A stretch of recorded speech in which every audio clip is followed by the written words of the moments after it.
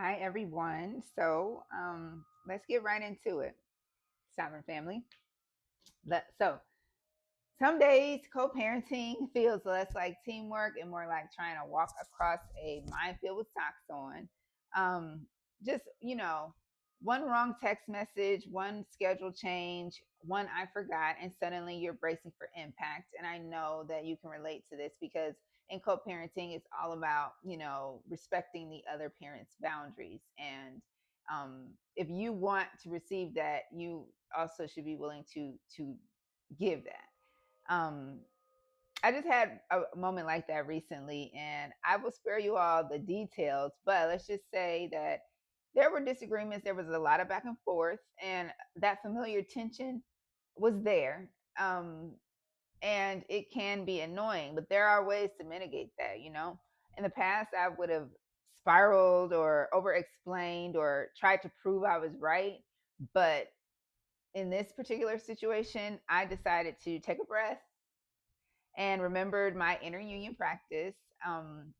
Responding from a calmer place is what I do now. And I'm not perfect, but I am steadier than I was in the past with dealing with these certain situations. And what's helping me is something that I have not spoken about before yet on this channel, and I'm going to get to it more in later videos, but it's inner marriage work. And it's really interesting.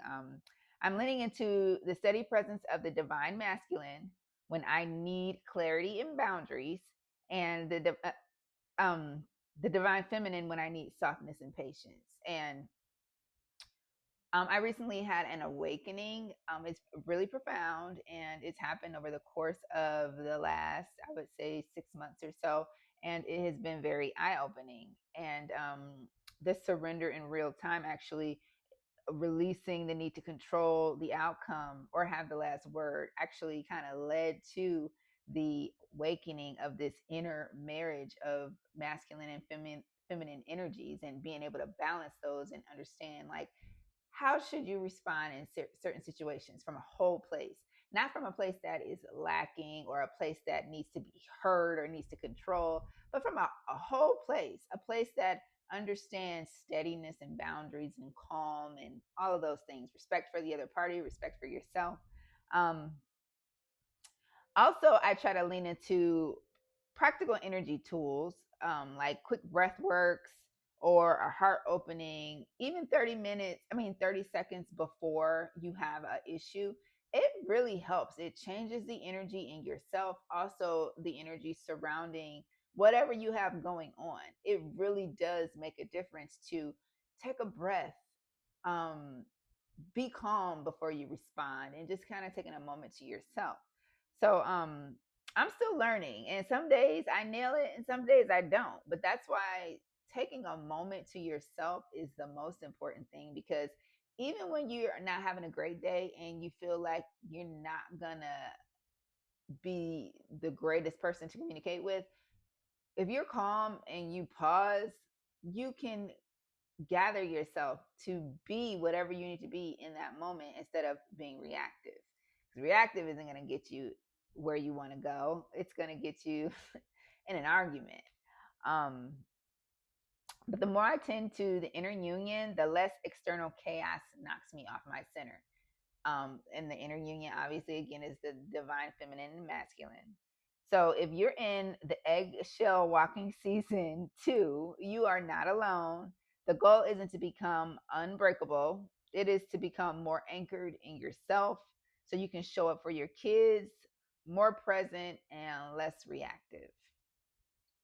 I'll be sharing more of these inner union tools the more that I post, but it's a really big part of the wholeness and that I'm experiencing with responding and boundaries and how much I'm willing to lean into a situation or over explaining all of those things. Those two energies of masculine and feminine kind of help you balance that. And before I go, I just wanted to give you guys some practical tools. If you're dealing with a situation where you feel like you're walking on eggshells with your co parent and you are looking for practical ways to balance that, here's a few. One is, let's see, what you can do in the moment. Document everything factually.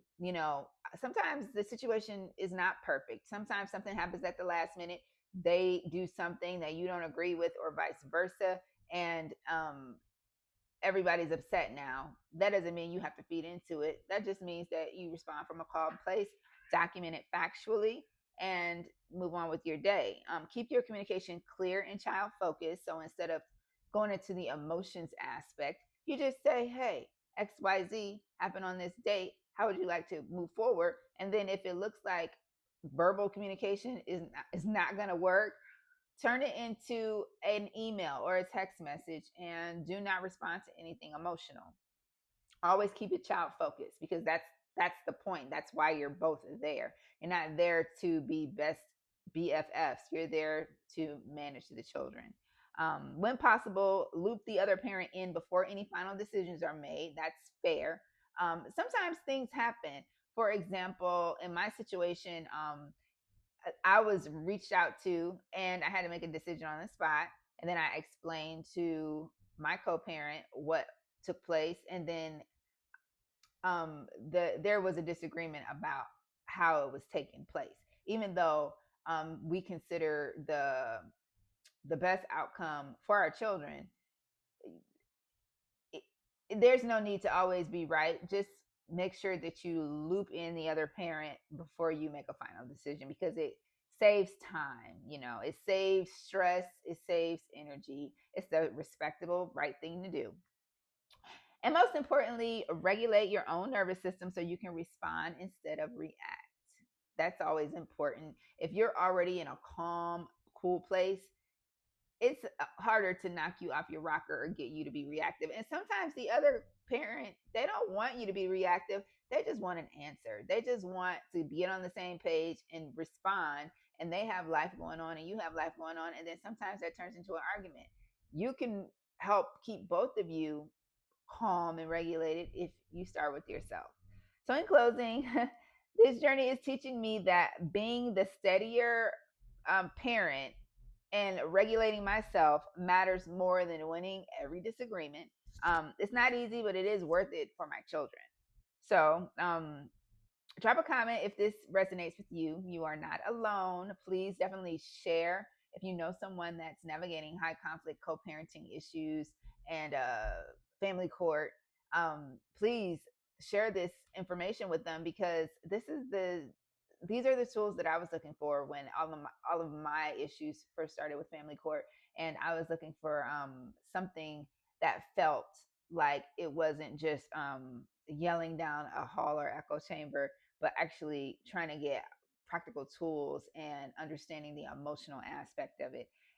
Also, please like, because the algorithm will find other people that resonate with this. If you resonate with it, other people will too. And it just kind of helps the algorithm figure out who needs to see it. And that's it. That's all I have for today. Hopefully, this was helpful, and keep an eye out for those videos in regards to interunion. And I'll see you in the next one.